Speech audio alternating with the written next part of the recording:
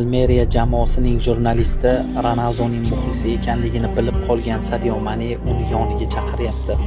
Ronaldo Real Madrid libosiga o'z dastxatini qo'yib berdi. Jurnalist qo'riqchilar ko'pligidan Ronaldoni oldiga bora olmayotgan edi. Uning xursandchiligini ko'rib turibsiz, uning barcha orzulari amalga oshdi. Ronaldo to'p tegib ketgan muxlisning oldiga borib, unga o'z futbolkasini sovg'a qilyapti. Undan uzr so'rab, unga dalda berib qo'ydi. Buyuklikning yana bir timsoli.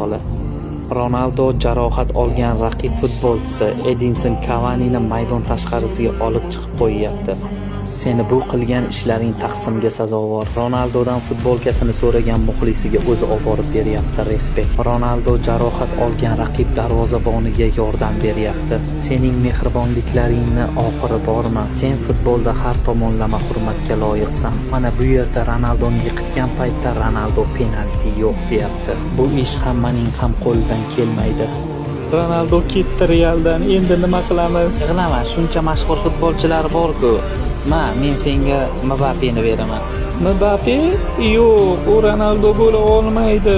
Biz buyuk futbolchini yo'qotdik. Endi unaqasi bo'lmaydi, afsus.